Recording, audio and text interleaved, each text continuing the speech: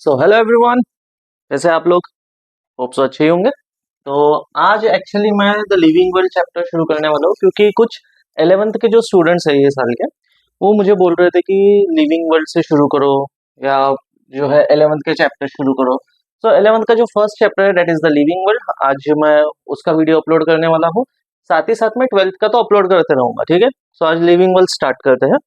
तो living world ये NCERT का सबसे पहला चैप्टर आता है आप लोगों का। एंड लिविंग वर्ल्ड जो है, लिविंग वर्ल्ड के ना 4 पार्ट्स दिए हुए हैं, एक एक करके सारे पार्ट्स कंप्लीट करने हैं हम लोगों को।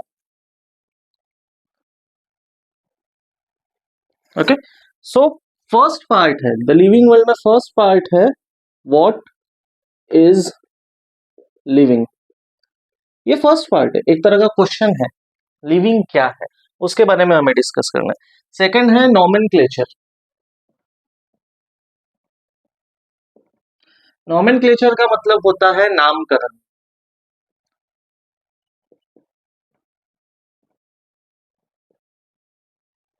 किसी चीज का नामकरण करना। नेक्स्ट दिया गया है टैक्सोनॉमिक कैटेगरी।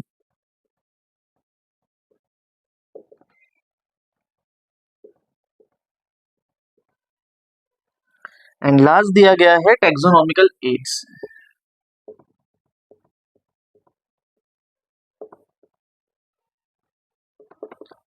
तो लिविंग वर्ल्ड जो चैप्टर है हमारा, ठीक है, लिविंग वर्ल्ड जो हमारा चैप्टर है वो ये 4 पार्ट्स में डिवाइडेड चैप्टर है, ठीक है। आज के वीडियो में हम लोग ये वाला कवर करने वाले हैं, सबसे फर्स्ट वाला पार्ट कवर करने वाले हैं, व्हाट इज लिविंग। ठीक है, तो आपके हिसाब से लिविंग क्या है क्या नहीं है, थोड़ा सा सोचिए इस बारे में, ठीक है। अब आप भी सोचिए, मैं तो आपको बताने ही वाला हूँ। तो लिविंग के ना कुछ पैरामीटर्स होते हैं, ये भी आपको बता देता हूँ। मतलब पैरामीटर्स क्या होते हैं, ये परफेक्ट चीज जो है, ठीक है, एक लिविंग चीज में कुछ ऐसी चीज जो डिफाइनिंग होती है। डिफाइनिंग का मतलब होता है कि ये सिर्फ और सिर्फ लिविंग में मिलेगा, ये नॉन लिविंग में नहीं मिलेगा, ठीक है। तो हमारा फर्स्ट पार्ट जो है व्हाट इज लिविंग, अभी हम उसके बारे में डिस्कस करेंगे, ये तीनों को बाद में नेक्स्ट वीडियो में वगैरह देखेंगे, ठीक है। ओके, सो वापस से हम वही क्वेश्चन पे आ जाते हैं, व्हाट इज लिविंग, ठीक है। So next question is what made you live.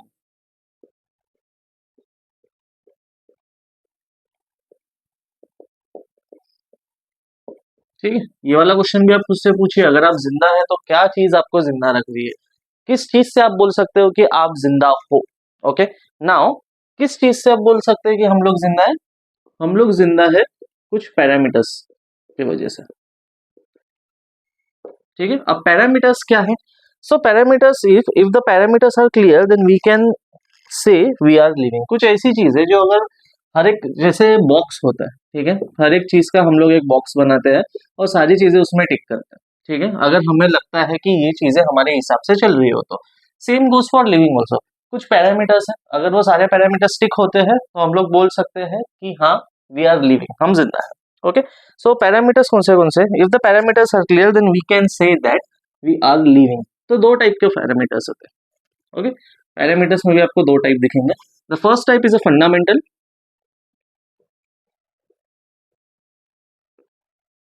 तो सेकंड टाइप रहेगा आपका defining.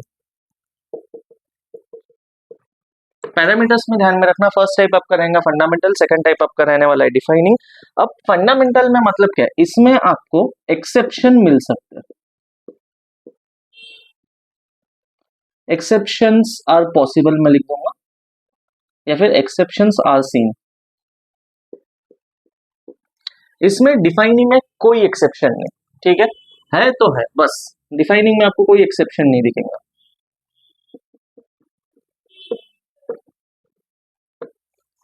Okay, now fundamental fundamental parameters में जैसे मैंने बताया कि इसमें एक्सेप्शन हो सकते हैं, लाइक द एक्सेप्शन ऑफ बहुत सारे प्लांट्स जो होते हैं, आपको पता है कि उनका ग्रीन कलर होता है क्लोरोफिल की वजह से होता है, लेकिन कुछ प्लांट ऐसे भी है जिसमें क्लोरोफिल एब्सेंट है। देखा, आ गया एक्सेप्शन, एक्सेप्शन आ गया, मतलब पैरामीटर कौन सा हो गया, फंडामेंटल पैरामीटर हो गया, ठीक है। Like the colour of the leaves, exception में आएगा like colour of the leaves.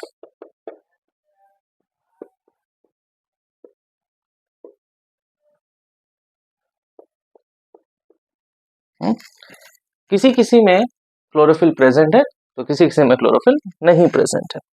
ठीक है, नेक्स्ट आता है शुड बी प्रेजेंट। अब डिफाइनिंग में क्या होता है, डिफाइनिंग में शुड बी प्रेजेंट, ये इंटरेस्टिंग है। डिफाइनिंग में देखिए should be present only in living, कोई एक्सेप्शन नहीं, लिविंग में भी है, नॉन लिविंग में भी है, ना ना ना ना, कोई एक्सेप्शन नहीं है। ठीक है, डिफाइनिंग का कैरेक्टर नो एक्सेप्शन के साथ में ऐसा होता है कि ये सिर्फ और सिर्फ लिविंग में मिलना चाहिए बस।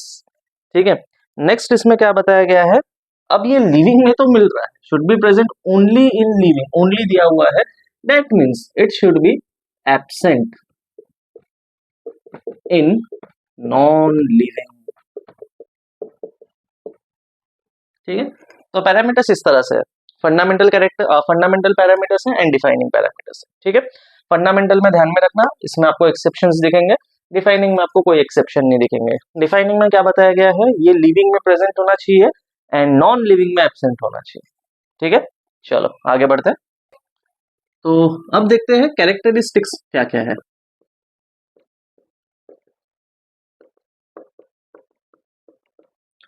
सो कैरेक्टरिस्टिक्स में फर्स्ट कैरेक्टरिस्टिक आता है सेलुलर ऑर्गेनाइजेशन।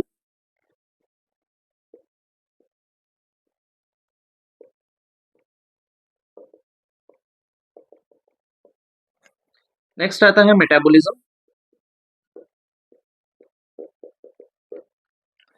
थर्ड है ग्रोथ। फोर्थ है रिप्रोडक्शन।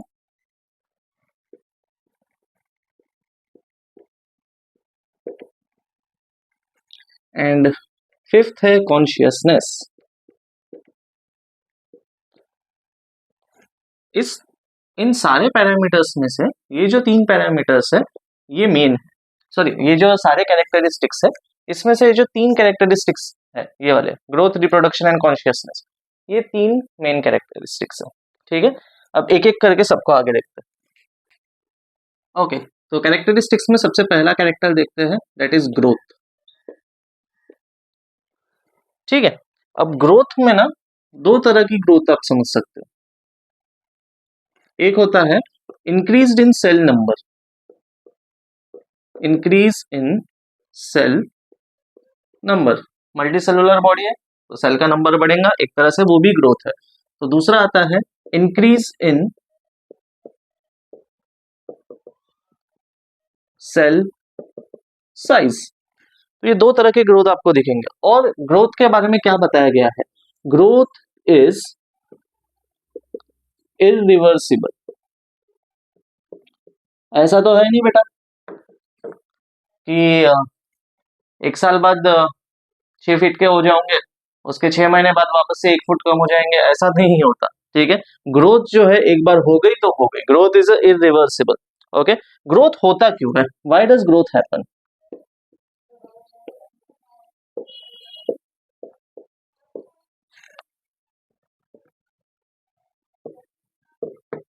क्या है ना, बॉडी में बनने वाली चीजें ज्यादा है टूटने वाली चीजों से।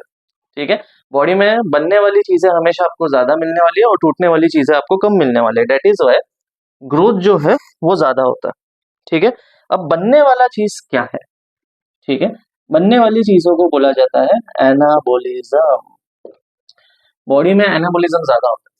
ठीक है, कंपेयर करोगे अगर ब्रेकडाउन ऑफ द थिंग्स से, एनाबोलिज्म हमेशा आपको ज्यादा दिखने वाला है। अब ग्रोथ तब होती है जब एनाबोलिज्म का अमाउंट कैटाबोलिज्म से कम, सॉरी ग्रोथ तब होती है, या लिख देता हूं मैं, द ग्रोथ हैपन्स व्हेन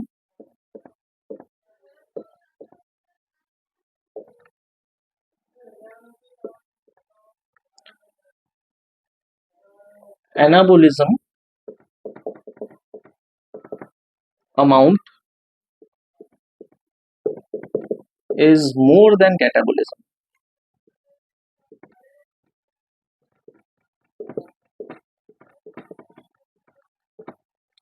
ध्यान में रखना है चीज, बनने वाली चीजें बॉडी के अंदर ज्यादा है टूटने वाली चीजों से, दैट मीन्स अमाउंट जो है एनाबोलिज्म का जो अमाउंट है वो कैटाबोलिज्म से हमेशा ज्यादा रहेगा और उसी वजह से ग्रोथ होता है हमारे बॉडी के अंदर।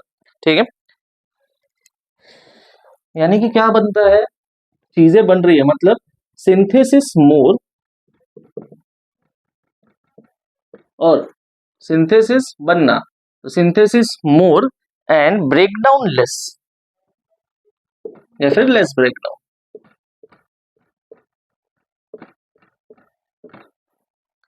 ठीक है, यहां तक के समझ में आ गया। चलो आगे देखते हैं। ओके, सो अभी हम लोगों ने देखा कि बॉडी में एनाबोलिज्म ज्यादा है और कैटाबोलिज्म का अमाउंट कम है। बट अगर ये उल्टा हो गया, ठीक है, कंसिडर कर लो, अगर ये रिवर्स हो गया तो हम लोग क्या कह सकते हैं? ठीक है, यानी कि क्या हो जाएगा, अब एनाबोलिज्म कम हो जाएगा और कैटाबोलिज्म ज्यादा हो जाएगा। रिवर्स में क्या होगा, anabolism less and catabolism more.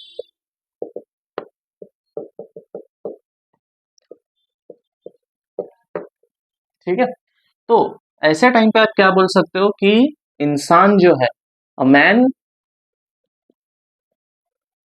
Is getting old, इंसान बूढ़ा हो रहा है, वो ऐसे ही चलते रहा तो कुछ टाइम बाद उसकी डेथ निश्चित है। तो ये रिवर्स होता है। ठीक है, अब एग्जांपल ले लेते हैं ग्रोथ्स का। ठीक है, अगर ग्रोथ, सॉरी एक चीज बताना भूल गया, अगर क्या कहते हैं उसे, एनाबोलिज्म इक्वल्स टू कैटाबोलिज्म हो गया, अगर एनाबोलिज्म और कैटाबोलिज्म ये दोनों का अमाउंट इक्वल हो गया तो यहाँ पे ग्रोथ नहीं होगी, दैट मीन्स नो ग्रोथ।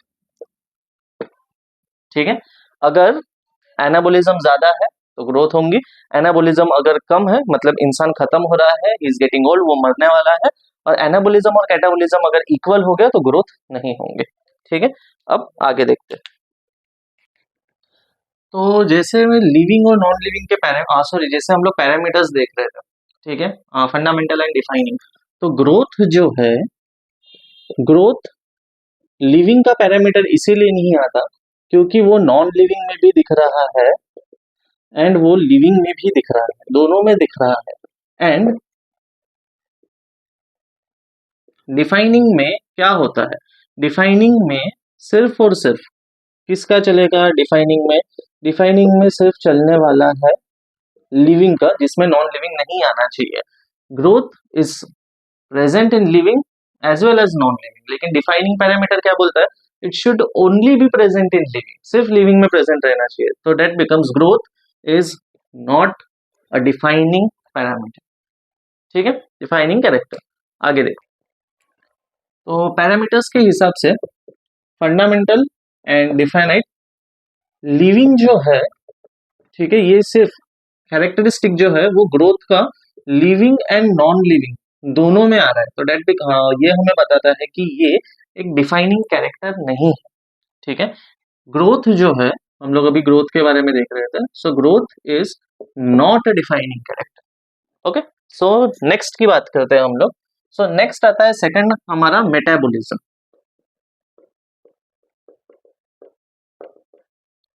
ठीक है, अब मेटाबॉलिज्म क्या बताता है, मेटाबॉलिज्म का मतलब क्या होता है, sum of all reaction, sum of all, sorry तो sum of total of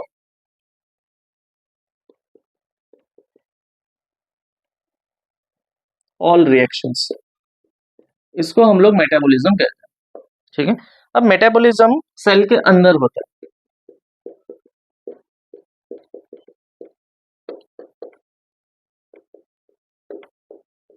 cell के अंदर, अंदर हो रहा है मतलब कौन सा, इन वीवो। ठीक है, मेटाबॉलिज्म के अंदर सम ऑफ ऑल रिएक्शन है, दैट मींस इसमें एनाबॉलिज्म एंड कैटाबॉलिज्म दोनों आएंगे। सो हियर एनाबॉलिज्म, यहाँ पे लिख देते हैं कैटाबॉलिज्म। एनाबॉलिज्म में क्या होता है, थोड़ी देर पहले आप लोगों ने देखा था, सिंथेसिस होता है, उसमें चीजें बनती है। तो कैटाबॉलिज्म में आपने देखा था कि इसमें चीजें टूटती है, यानी कि ब्रेकडाउन। ओके, नाउ इसका एग्जांपल क्या है, सिंथेसिस का एग्जांपल, बेस्ट एग्जांपल है, बचपन से सुनते आ रहे हैं, प्लांट्स अपना खाना खुद बना लेते हैं, दैट मीन्स फोटो सिंथेसिस। और ब्रेकडाउन का एग्जांपल है नथिंग बट अ रेस्पिरेशन। ठीक है बच्चों, चलो इतना लिख लो, फिर आगे का देखते हैं। ठीक है, और ये चीज ध्यान में रखना, इसको अंडरलाइन करके रखना है।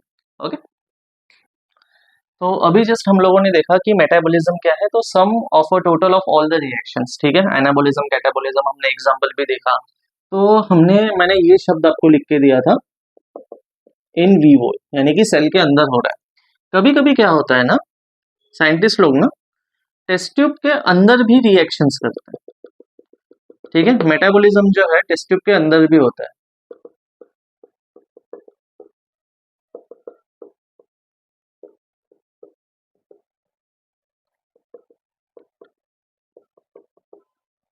ये देखिए, metabolism happening inside in a test tube, inside a test tube. ठीक है, अब ये बॉडी के अंदर था तो इन वीवो, ये बॉडी के बाहर टेस्ट ट्यूब में है तो ये बन गया आपका इन वाइट्रो। ठीक है, दोनों में डिफरेंस क्या है? डिफरेंस नंबर वन तो आपको मालूम ही है कि एक बॉडी के अंदर हो रहा है, एक बॉडी के बाहर हो रहा है। ठीक है, दोनों जगह हो रहा है, लेकिन क्या ये लिविंग है? मेटाबॉलिज्म क्या लिविंग सिस्टम के अंदर आएगा?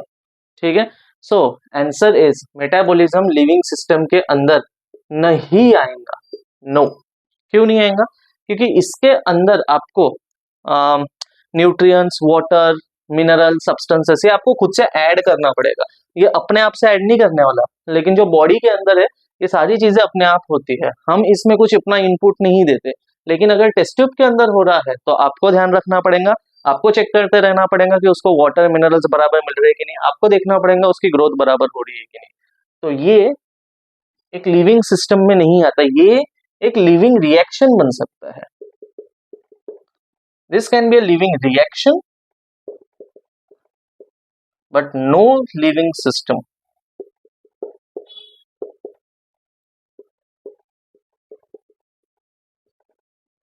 तो अब तक के हमने दो कैरेक्टरिस्टिक्स देखे, एक है ग्रोथ और एक है मेटाबॉलिज्म, और दोनों के दोनों नहीं है लिविंग सिस्टम। ठीक है, आगे देखते हैं। सो नेक्स्ट कैरेक्टरिस्टिक हमारा आता है रिप्रोडक्शन। ठीक है, अब रिप्रोडक्शन यानी कि क्या हो गया? फॉर्मेशन ऑफ प्रोजेनी, तादाद बढ़ रही है, फॉर्मेशन ऑफ प्रोजेनी। ठीक है, अब रिप्रोडक्शन में आपको पता है रिप्रोडक्शन के दो टाइप होते हैं। ठीक है, first is asexual and this one is a sexual. ठीक है, थोड़ा इसके बारे में देखें तो no gametes, no gametes involve, इसमें गैमेट रहेगा, गैमेट्स इन्वॉल्व। ठीक है, इसमें वेरिएशन नहीं दिखेंगे, यानी कि डिफरेंसेस नहीं दिखेंगे, जेरॉक्स कॉपीज नहीं, जेरॉक्स कॉपी रहेगा, इसमें वेरिएशन नहीं दिखता, और इसमें वेरिएशन दिखता है, डिफरेंसेस दिखते हैं लोगों में हमें। ठीक है, और इसमें सिंगल पेरेंट है, यूनि पेरेंट है, इसमें आपको दो पेरेंट्स लगेंगे। ठीक है, अब होता क्या है ना कि यहाँ पे होता है fusion of gametes.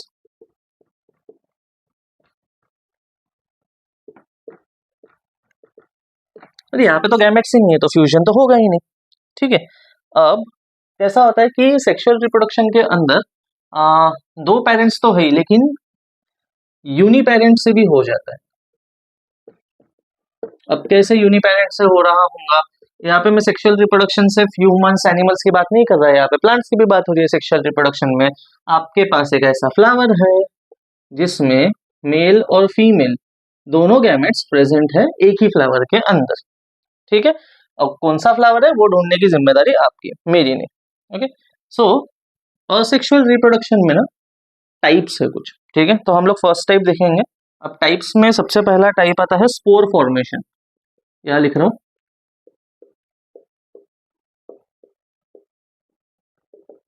First type is spore formation, और स्पोर फॉर्मेशन करता कौन है? एल्गी। क्या यूज करते हैं? जूस्पोर्स। ये मोटाइल होते हैं, चल सकते हैं, खुद से चल सकते हैं। ठीक है, और इसका एग्जाम्पल में क्या आता है? That is fungi. इसमें होगा कोनिडिया, मोस्ट कॉमन, ये वाला तो सबसे कॉमन है, मोस्ट कॉमन स्पोर इन फंजाई,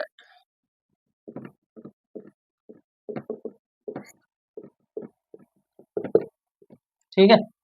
और है इसके बारे में, ठीक है, जू फॉर्मेशन, स्पोर फॉर्मेशन के बारे में नहीं, लेकिन टाइप्स के बारे में, तो वो आगे देखते हैं, ठीक है। असेक्सुअल रिप्रोडक्शन का जो नेक्स्ट टाइप आता है वो आता है फिजन। फिजन ये जो है ये ग्रेड 10 में सीबीएसई स्टेट दोनों में दिया हुआ था, असेक्सुअल रिप्रोडक्शन के टाइप में फिजन। अब फिजन में भी कौन सा फिजन है यहाँ पे, बाइनरी फिजन।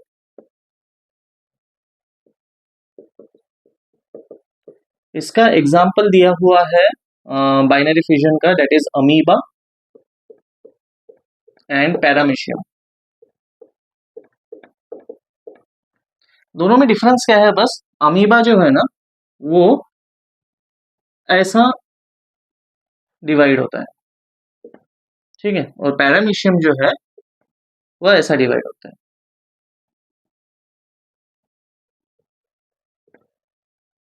यहाँ देखिए ये ट्रांसफर्स डिवीजन हो रहा है इसका, पैरामीशियम का डिवीजन जो है या फिर रिप्रोडक्शन जो है वो ट्रांसफर्स होता है, लॉन्जिट्यूडनल होता है ये वाला, सॉरी हाँ हाँ लॉन्जिट्यूडनल होता है, ठीक है। और इसके ही साथ में 10th में आपको बाइनरी के साथ, बाइनरी फिजन के साथ साथ में ना एक मल्टीपल फिजन करके भी था, हालांकि वो आपके टेक्स्ट बुक में इसलिए इस वक्त नहीं है, लेकिन मैं बस आपको याद रहे वो चीज इसलिए बता रहा हूँ, ठीक है। मल्टीपल फिजन में क्या होता था, अमीबा के अंदर ही मल्टीपल फिजन्स होते थे, मल्टीपल अमीबा यहाँ पे बनते थे और फिर एक पॉइंट के बाद ये फूट जाता था और उसके बाद बहुत सारे अमीबास बाहर निकलते थे। ये फेवरेबल कंडीशन में होता था, this was in a favourable condition, this was in unfavourable condition, ठीक है। नेक्स्ट पार्ट देखते हैं। असेक्सुअल रिप्रोडक्शन में थर्ड टाइप आता है फ्रेगमेंटेशन। फ्रेगमेंटेशन यानी कि फ्रेगमेंट्स मतलब क्या हो गया, टुकड़े, ठीक है। अब कंसिडर कर लो एक ऑर्गेनिज्म है ये, ठीक है, और ये बीच में से टूट गया। अब यहाँ पे हो सकता है इसका सर हो,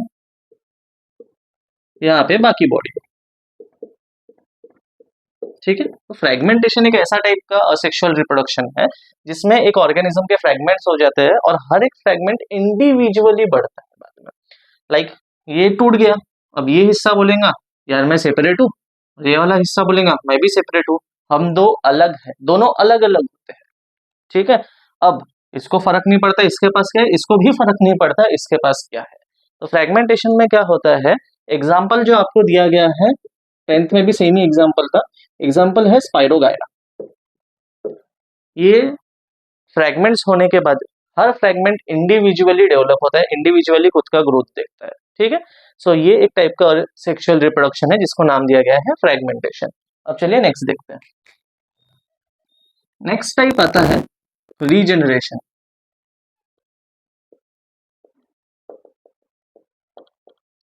अब रीजनरेशन में क्या होगा, कंसिडर कर लो ये अपने पास एक ऑर्गेनिज्म है, ठीक है, और इसके ना 3 टुकड़े हो गए,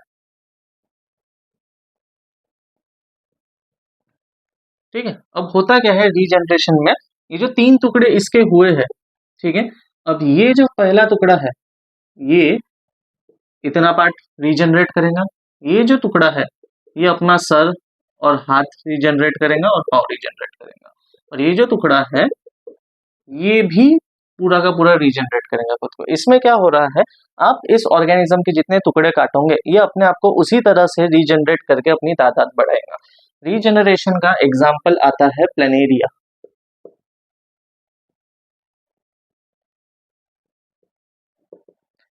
एंड फाइलम इज प्लेटीहेल्मिन्थस, इसका फाइलम प्लेटीहेल्मिन्थस आता है।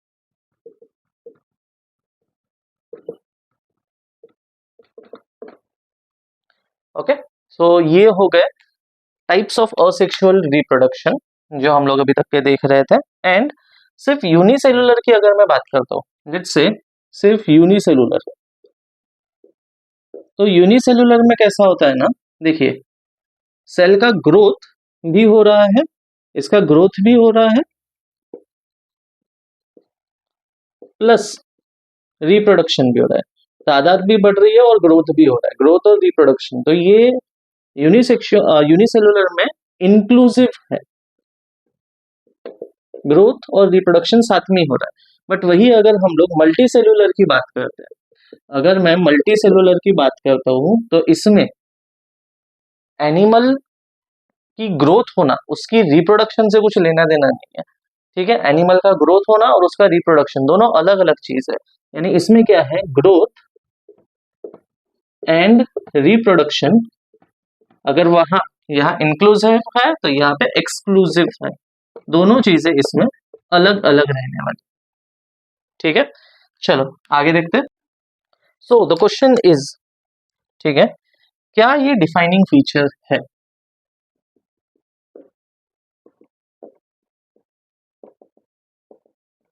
क्वेश्चन इज, क्या ये डिफाइनिंग फीचर है? द आंसर में shock you, this is not a defining feature. ठीक है, क्यों डिफाइनिंग फीचर नहीं है? हर लिविंग ऑर्गेनिज्म रिप्रोड्यूस नहीं करता। एग्जाम्पल आते हैं इनफर्टाइल कपल्स, वो जो बच्चा पैदा नहीं कर सकते किसी प्रॉब्लम के वजह से। ठीक है, एक होता है खच्चर, ठीक है, घोड़े और गधे का हाइब्रिड इसे कहते हैं म्यूल, और ये भी रिप्रोड्यूस नहीं कर सकता। साथ ही साथ में वर्कर बी, मधुमक्खी के छत्ते में वर्कर हनी बी जो होती है वो भी रिप्रोड्यूस नहीं कर सकते। ठीक है, तो बिकॉज ये हर एक लिविंग नहीं कर पा रहा, नॉन लिविंग तो वैसे ही रिप्रोड्यूस नहीं करता। ठीक है, एंड स्ट्रिक्टली लिविंग में नहीं है ये, that is why it is not a defining feature. ठीक है, नेक्स्ट देखते हैं अब। नेक्स्ट कैरेक्टरिस्टिक्स हमारा आता है कॉन्शियसनेस। कॉन्शियसनेस का मतलब होता है रिस्पॉन्ड टू स्टिमुलस। ठीक है, अब ये कॉन्शियसनेस जो है it is A only living feature. अब कॉन्शियसनेस जो है ये लिविंग फीचर है, this is the only living feature, लेकिन इसके अंदर ना कुछ यूनिक कैटेगरीज आती है, जैसे कि सबकॉन्शियस रहना। ठीक है, सबकॉन्शियसनेस। अब ये जो सबकॉन्शियसनेस है ये पाया जाता है ह्यूमंस में। ठीक है, एक ह्यूमंस होता है जो बहुत ज्यादा सबकॉन्शियस होता है, लाइक यार मैं कैसा दिख रहा हूँ, मैंने कैसे कपड़े पहने हैं, लोग मुझे पसंद कर रहे नहीं कर रहे, मेरा लेक्चर कैसा जा रहा है, आप लोगों को समझ रहा है कि नहीं। देखिए मैं भी सेल्फ कॉन्शियस हो जाता हूँ। ठीक है, अब बिकॉज ऑफ दिस, ठीक है, ये जो सेल्फ कॉन्शियसनेस है ये सिर्फ ह्यूमंस में पाया जाता है। ठीक है, बाकी अदर ऑर्गेनिजम्स अगर हम लोग देखें, अदर ऑर्गेनिज्म में कभी देखा है कुत्ता बिल्ली घोड़ा गधा ये सेल्फ कॉन्शियस हो रहे हैं? बिल्कुल नहीं, ये बाकी अदर ऑर्गेनिजम्स में नहीं पाया जाता। ठीक है, तो वही अगर हम लोग एक कोमा के पेशेंट की बात कर लें, ठीक है, आपको पता है कोमा का पेशेंट आपकी आवाज को रिस्पॉन्ड नहीं करेगा, आपकी तरफ देखेगा नहीं, he will not give any kind of a response. But क्या वो सच में रिस्पॉन्ड नहीं कर रहा है? तो इसका आंसर है रिस्पॉन्ड कर रहा है, सेल्स आर रिस्पॉन्डिंग, उसके सेल्स रिस्पॉन्ड कर रहे हैं। जो भी दवाई या मेडिसिन डॉक्टर्स उसको दे रहा है उसकी बॉडी के सेल्स उसको रिस्पॉन्ड कर रहे हैं, रिस्पॉन्स उसको दे रहे हैं, उसी वजह से वो जिंदा है, नहीं तो वो जिंदा नहीं रहता। ठीक है, अब कॉन्शियसनेस जो है ये एक डिफाइनिंग फीचर बन सकता था, लेकिन because of this unique system of self consciousness ये डिफाइनिंग फीचर नहीं है। क्यों नहीं है डिफाइनिंग फीचर? डिफाइनिंग फीचर के बारे में हम लोगों ने सबसे स्टार्टिंग में लिखा था कि it should present in all living organism, it should present in all living organism, लेकिन सबकॉन्शियसनेस ये सिर्फ ह्यूमंस में है, बाकी अदर ऑर्गेनिज्म में नहीं है। सो दैट मींस ये ऑटोमेटिकली बन जाता है नॉट ए डिफाइनिंग फीचर। ठीक है, इंटरेस्टिंग है। So the last category is cellular organisation. अब सेलुलर ऑर्गेनाइजेशन नाम में ही सेलुलर ऑर्गेनाइजेशन है, यानी सेल्स का ऑर्गेनाइजेशन, सेल्स आर ऑर्गेनाइज्ड।